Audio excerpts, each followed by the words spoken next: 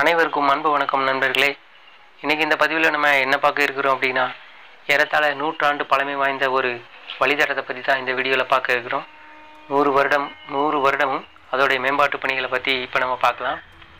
So இந்த வழித்தடம் அப்படிங்கிறது திருநெல்வேலி திருச்செந்தூர் இடையே அமைக்கப்பட்ட 60 கிலோமீட்டர் நீளம் கொண்ட பாதை தான்.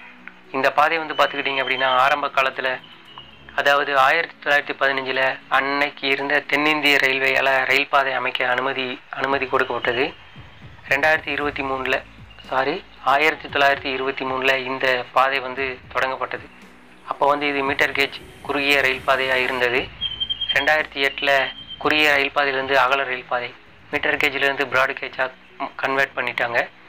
2023 இது முழுவதுமாக மின்மயமாக்கப்பட்டது. இப்போ இதோடைய நிலைமை சிங்கிள் லைன் ஃபுல்லி எலக்ட்ரிஃபைடில் இருக்குது. மின்சார ரயில் தான், மின்சார இன்ஜின் கொண்டு தான் இங்கே ரயில்கள் இயக்கப்படுது. கடந்த 2 வருடங்களாக இடைப்பட்ட ரயில் நிலையங்கள் பார்த்தீங்க அப்படின்னா கிட்டத்தட்ட 10 ரயில் நிலையங்கள் இருக்குது. பாளையங்கோட்டை, செய்துங்கநல்லூர், தாதன்குளம், ஸ்ரீவைகுண்டம், ஆழ்வார் திருநகரி, நாசரேத், கச்சன்விளை, குரும்பூர், ஆறுமுகநேரி, காயல்பட்டினம், அடுத்தபடியாக திருச்செந்தூர். இந்த ரயில் நிலையங்களை பார்த்துக்கிட்டிங்க அப்படின்னா செய்துங்கநல்லூர், ஸ்ரீவைகுண்டம், நாசரேத், ஆறுமுகநேரி இந்த 4 ஸ்டேஷன்களுமே நீளமான நடைமேடை கொண்டது.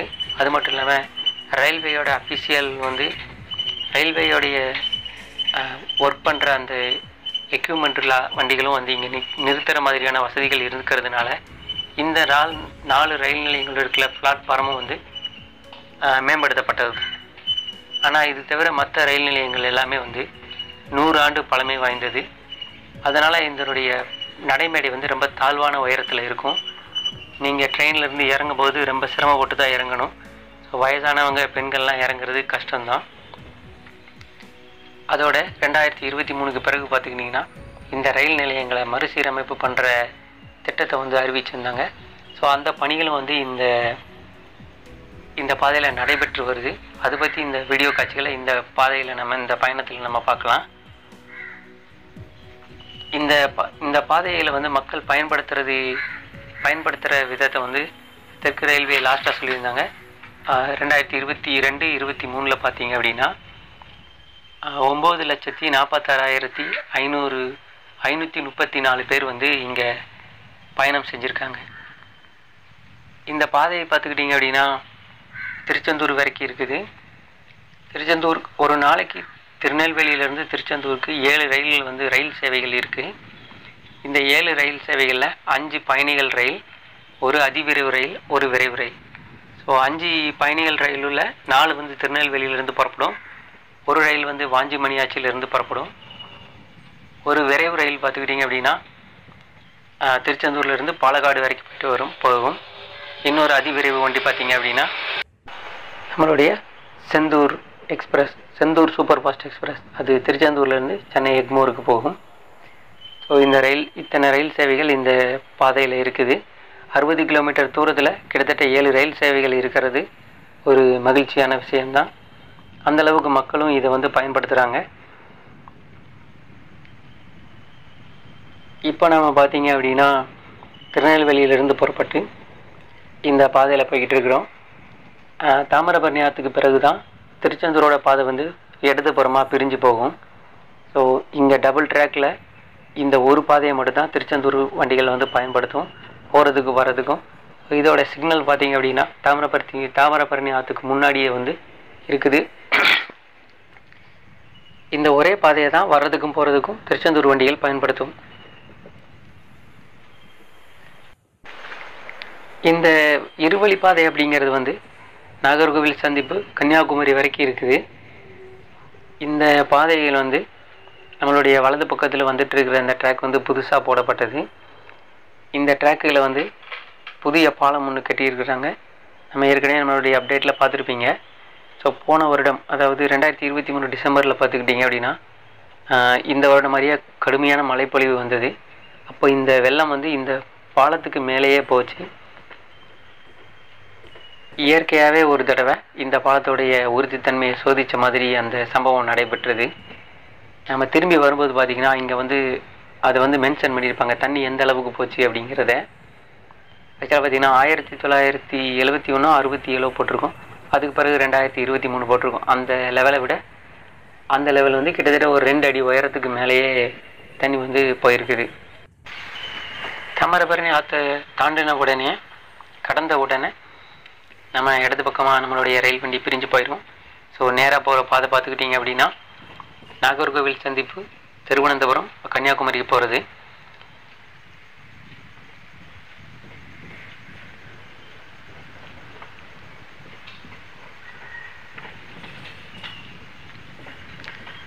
இங்கேருந்து பார்த்தீங்கன்னா திருவனந்தபுரம் டிவிஷன் வந்து தொடங்கிடும். ஸோ ஆனால் இந்த பாதை வந்து மதுரை கோட்டத்துக்கு கீழே தான் நிர்வாகத்தில் இருக்குது. முதலாவதான நிறுத்தமான பாளையங்கோட்டைக்கு இப்போ நம்ம வந்துட்டோம். பாளையங்கோட்டை அப்படின்னாலே நண்பர்களுக்கு நல்லா ஞாபகம் வரும். பக்கத்தில் இருக்க மத்திய சிறைச்சாலை தான்.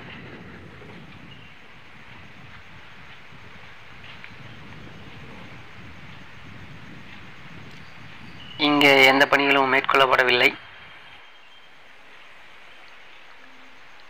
பார்க்கலாம் அடுத்த அப்டேட்டில் ஏதாவது இதில் முன்னேற்றம் இருக்குதா அப்படின்னு.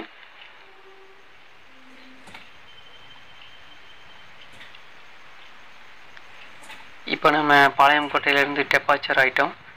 அடுத்த ஸ்டேஷன் பார்த்திங்கன்னா செய்துங்கநல்லூர். இந்த செய்துங்கநல்லூர் அப்படிங்கிறது வந்து மிக முக்கியமான ஒரு இடத்த பெறுது. அது பயணிகள் ஏறுறதாகவும் இருக்கட்டும், அதே நேரத்தில் இங்கே வந்து இவங்களுடைய ட்ராக் மெயின்டெனன்ஸ் பண்ணுற வண்டிகள், அதுக்கப்புறம் ஜல்லிக்கற்கள் இதெல்லாம் வந்து அங்கே ஸ்டாக் வச்சுருக்குறாங்க. அது மட்டும் இல்லாமல் இந்த பாதை மின்சாரமயமாகும் போது செய்துங்கநல்லூரை தான் இந்த ஸ்டாக் பாயிண்ட்டாக வந்து அவங்க பயன்படுத்திகிட்டு இருந்தாங்க. காரணம் என்னென்னா, லாரிகள் மூலமாக இங்கே கொண்டு வந்து நம்மளால் அந்த ஓகைச்சி ஆர்ம்ஸ், அப்புறம் அந்த ஓகைச்சி வயர்ஸ் எல்லாமே வந்து இங்கே இறக்கி வைக்க வாய்ப்பாக இருக்கிறதுனால இந்த ஸ்டேஷனை அதுக்காக அவங்க பயன்படுத்துனாங்க. இந்த ஸ்டேஷனோட பிளாட்ஃபார்மும் தாழ்வாக தான் இருக்குது, ஆனால் நீளமானது. இதை மேம்படுத்துவாங்களா அப்படிங்கிறத பணிகள் நடக்கும்போது தான் தொடரும். இங்கேருந்து இப்போ நம்ம டெப்பாச்சர் ஆகிட்டோம். ஸோ நம்ம அடுத்த ஸ்டாப் பார்த்திங்க அப்படின்னா தாதன்குளம். இந்த வழித்தடத்தில் வந்து 110 கிலோமீட்டர் வேகத்தில் மேக்ஸிமம் பர்மிஷனபிள் கொடுத்துருக்குறாங்க. ஆனால் எந்த வண்டியும் 110 கிலோமீட்டர் வேகத்தில் போக வேண்டிய அவசியம் இல்லை. ஏன்னு கேட்டிங்க அப்படின்னா, இங்கே சில ஸ்டாப்புகளை ஸ்கிப் பண்ணுற ஒரே ரயில் வண்டி பார்த்திங்கன்னா நம்ம திருச்செந்தூர், சென்னை, எக்மூர் சூப்பர் ஃபாஸ்ட் வண்டி தான். அந்த வண்டியை கூட பார்த்துக்கிட்டிங்க அப்படின்னா 110 கிலோமீட்டர் வேகத்தில் போகாது, 90 கிலோமீட்டர் வேகத்தில் தான் போகும். ஏன்னா ஸ்டாப் வந்து கொஞ்சம் பக்கத்தில் தான் இருக்குது. 60 கிலோமீட்டரில் 10 ஸ்டாப் அப்படிங்கும்போது எதுவுமே ரொம்ப தூரமான இடைவெளி கிடையாது. அதனால் மேக்ஸிமம் இந்த வண்டிகள் பார்த்திங்கன்னா 80-90 கிலோமீட்டர் வேகத்தில் தான் போகும். நம்ம இப்போ தாதன்குளம் ரயில்வே ஸ்டேஷனுக்கு வந்துட்டோம். இந்த ஸ்டேஷன்லேயும் இப்போதைக்கு பணிகள் நடைபெறலை. இந்த வாட்டர் பிடிக்கிற இந்த அது மட்டும் கட்டியிருக்காங்க. நீங்கள் செய்துங்கநல்லூர்லேயும் பார்த்துருப்பீங்க, இந்த மாதிரி ஒன்று கட்டியிருக்கிறாங்க. இதை தவிர மற்ற பணிகள் வந்து இன்னும் தொடங்கப்படலையா, இன்னும் ஆரம்பிக்கப்படலையான்னு தெரியல.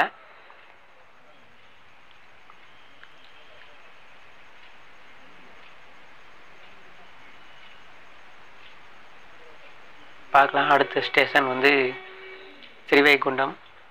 ஸ்ரீவைகுண்டம் ஸ்டேஷன் வந்து பார்த்திங்கன்னா இந்த லைனில் இருக்கிற பெரிய ரயில் நிலையங்களில் ஒன்று.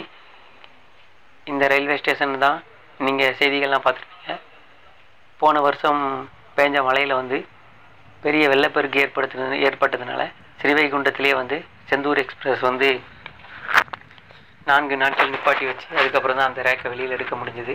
ஸோ அந்த அளவுக்கு தண்ணி வந்து வெள்ளமாக போய்கிட்டு இருந்தது. இந்த ஸ்டேஷன் பார்த்திங்கன்னா இந்த ஸ்டேஷனில் இருக்க பெரிய மேலே வாட்டர் டேங்கில் எழுதியிருப்பாங்க. நம்ம ஏற்கனவே இதோடைய எலக்ட்ரிஃபிகேஷன் அப்டேட்டில் வந்து மென்ஷன் பண்ணியிருந்தோம். அதாவது 1922 இந்த ஸ்டேஷன் வந்து கட்டியிருக்காங்க. இந்த பாதை 1923 தொடங்கப்பட்டாலும் அதுக்கு ஒரு வருடத்துக்கு முன்னாடி தான் அந்த ஸ்டேஷன் வந்து கட்டியிருக்கிறாங்க போல். பழைய ஸ்டேஷனோட நிலைமையை இப்போ பாருங்கள், அது எந்த அளவுக்கு பள்ளமாக இருந்திருக்கு அப்படின்னு. இந்த ஸ்டேஷனை வந்து உயர்த்தி இருக்கிறாங்க. அது அந்த பழைய ஸ்டேஷனை புது ஸ்டேஷனும் பார்க்கும்போதே நமக்கு அந்த வித்தியாசம் தெரியும். கிட்டத்தட்ட ஜன்னலே வந்து உள்ளே மூழ்கி போயிடும், அந்த அளவுக்கு இதோட பிளாட்ஃபார்ம் உயரமாக இருக்கும். பார்க்கலாம். அது மட்டும் இல்லாமல் கிராசிங் ஸ்டேஷனில் ஸ்ரீவைகுண்டமும் ஒன்று.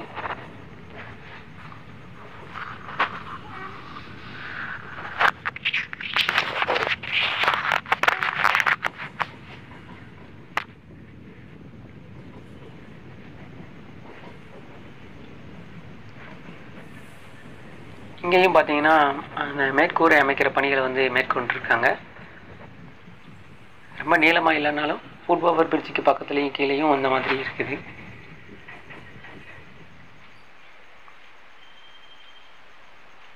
ஸோ இந்த ரூப்பை வந்து இப்போ ரூப்புக்கான இது வந்து ஸ்டார்ட் பண்ணியிருக்காங்க.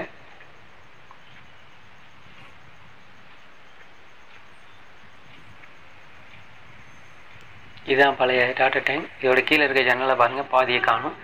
அந்த அளவுக்கு இந்த பிளாட்ஃபார்ம் வந்து உயரமாயிருக்கு.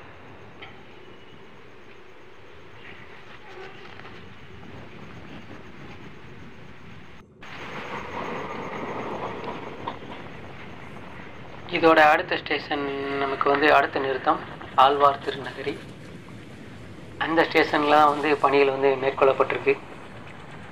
அது பரவாயில்ல, ரூப்பு வந்து அமைச்சிருக்கிறாங்க. அது மட்டும் இல்லாமல் நடைமேடையை உயர்த்தர பணிகளும் இங்கே வந்து இனிமேல் தொடங்குவாங்கன்னு நினைக்கிறேன். ஆனால் இந்த ரூப் வந்து அமைச்சிருக்கிறாங்க.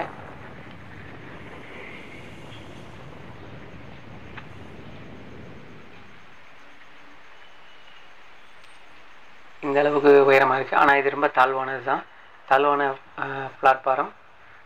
இதுதான் ஸ்டேஷன் போல் இருக்குது. 100 வருஷத்துக்கு முன்னாடி கட்டியிருக்கிறாங்க. வெறும் கூரை ஓடுகள் மாதிரி இருக்குது. சின்ன சின்ன ரூப்புகள் இருக்குது. பார்க்கலாம் அடுத்த அப்டேட்டில் இந்த இதை ஏற்றுவாங்களா அப்படின்னு, பிளாட்ஃபாரத்தை உயர்த்துவாங்களா அப்படின்னு. இந்த பாதையை எடுத்துக்கிட்டிங்கன்னா ஒரு பசுமையான பாதை தான். 2 பக்கமும் வயல்வெளிகள் இருக்கும். ஆற்றுப்பாசனம் அப்புறம் கண்மாய் வழியான நீர்ப்பாசனம் அப்படிங்கிறதுனால இங்கே நிறையா வந்து நெற்பயிர்கள் இருக்கும்போது அறுவடை காலத்தில் பார்க்கும்போது பார்த்திங்கன்னா அந்த சூரிய வெளிச்சத்துக்கும் சூரியனுடைய அந்த சன்செட் சன்ரைஸ் அந்த டைமில் பார்த்திங்கன்னா பலபலன்னு அப்படியே அந்த எதிரொலிக்கும். அந்தளவுக்கு ஒரு நல்ல ஒரு காட்சிகள் இங்கே கிடைக்கும். பார்க்கலாம். இப்போ தான் எல்லாமே வந்து தொழி அடித்து வச்சுருக்காங்க. இன்னும் நாற்றெல்லாம் நட்டிட்டு நெற்பயிர்கள் அறுவடைக்கு வரும்போது நம்மளோட பயணம் வந்து இன்னும் சிறப்பாக இருக்கும். அதுவும் குறிப்பாக சொல்லணும்னா நம்ம திருச்செந்தூர்லேருந்து திருநெல்வேலி வரும்போது சாயங்கால நேரத்தில் வந்தோம் அப்படின்னா அந்த நெற்பயிர்களுடைய இதெல்லாம் வந்து அப்படி ஒரு கோல்டு கலரில் சூப்பராக அந்த வானத்தை சூரியனுடைய வெளிச்சத்தை வந்து பிரதிபலிக்கும். அந்த காட்சியெல்லாம் ரொம்ப சூப்பராக இருக்கும். நிச்சயமாக நீங்கள் அந்த மாதிரி காட்சிகளை பார்த்துருப்பீங்கன்னு நினைக்கிறேன். நானும் பயணம் பண்ணியிருக்கேன். ஆனால் அப்போல்லாம் இந்த மாதிரி வீடியோ எடுக்கிறதுக்கான வாய்ப்பு இல்லை, வீடியோ எடுக்கணுங்கிற எண்ணம் இருந்ததில்லை. இப்போ நிச்சயமாக அந்த மாதிரியான ஒரு காட்சியை நம்ம சேனலில் நிச்சயமாக நான் அப்டேட் பண்ணுறேன். அது வயல் சார்ந்து வாழ்ந்தவங்களுக்கு நிச்சயமாக அது ஒரு ஆச்சரியத்தை தரக்கூடிய ஒரு விஷயமா இருக்கும். இப்போ பார்த்தீங்கன்னா நம்ம வந்து நாசரேத் ஸ்டேஷனுக்கு முன்னாடி வந்துட்டோம். கிராசிங் ஸ்டேஷனில் இதுவும் ஒன்று தான். நம்ம இப்போ பாலக்காடு வண்டிக்கு வந்து வழிவிட வேண்டிய ஸ்டேஷன் இது தான். இங்கே இருக்க பெரிய கம்மாய் இது. ரோட்டுக்கு 2 பக்கமுமே இந்த கம்மாய் இருக்குது. இடையில வந்து இதோடைய மதகும் இருக்குது. அந்த கம்மாய் ஃபுல்லாகி இந்த பக்கம் வர மாதிரி. இதெல்லாம் பார்த்தீங்கன்னா இந்த போன வருடம் மழைக்கு வந்து இந்த பகுதி இதெல்லாம் உடஞ்சிருச்சு. ஸோ அதை வந்து அந்த பார்த்தீங்களா ரீபில்டு மண் மூடையெல்லாம் வச்சு கட்டி ஸ்ட்ராங் ஆக்கியிருக்கிறாங்க.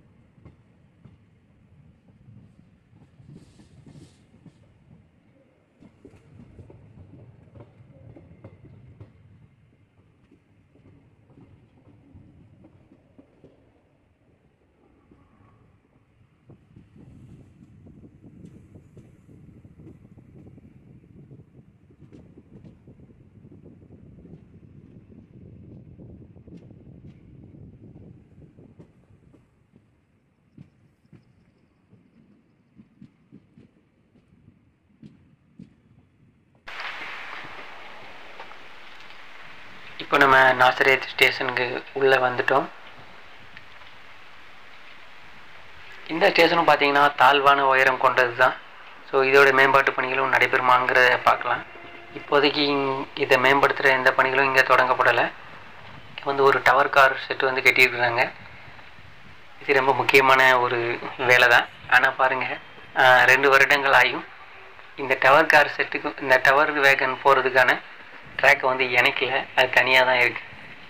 ஏன்னா இந்த 60 கிலோமீட்டர் தூரத்தில் எப்போ வேணாலும் திருநெல்வேலியிலேருந்து புகைச்சி வண்டிகள் வேகமாக வந்து சேர முடியும். அதற்கான வசதி இருக்கிறதுனால இதை அப்படியே விட்டுட்டாங்கன்னு நினைக்கிறேன். ஒருவேளை இனிமேல் இந்த ப்ராஜெக்டில் இதை கனெக்ட் பண்ணுவாங்களா அப்படிங்கிறத பார்க்கலாம். சென்னை எஸ்எஸ்பி. இந்த பாயிண்ட்டும் நம்மளுடைய சேனலில் மறக்க முடியாத ஒரு இடம். ஏன்னா நம்மளுடைய எலக்ட்ரிக்கல் இன்ஸ்பெக்ஷன் அப்போ இந்த இடத்துல இருந்து தான் நம்ம வந்து பல காட்சிகளை பதிவு பண்ணியிருந்தோம்.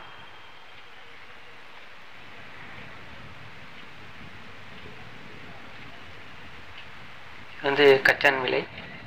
இந்த ஸ்டேஷன்லேயும் வந்து ரூஃப் அமைச்சிருக்கிறாங்க. அதோடு பார்த்தீங்க அப்படின்னா அந்த பிளாட்பாரத்தை உயர்த்துற பணிகளும் இனி வரும் காலத்தில் நடைபெறும்னு நினைக்கிறேன். ஸோ அடுத்ததாக குறும்பூரும் பார்த்தீங்கன்னா இந்த பார்த்தீங்கன்னா S1 S2ன்னு போட்டிருக்கா. இந்த ஸ்டேஷன்லேயும் நம்மளுடைய விரைவு வண்டியான அதிவிரைவு வண்டியான சென்னைப்புற செந்தூர் எக்ஸ்பிரஸ் வந்து இங்கே நிற்கும். அதை அந்த கோச்சை மென்ஷன் பண்ணுற விதமாக தான் அந்த S1 S2ன்னு வந்து கொடுத்துருக்குறாங்க. இங்கேயும் பார்த்தீங்கன்னா பணிகள் மேற்கொள்ளப்படலை.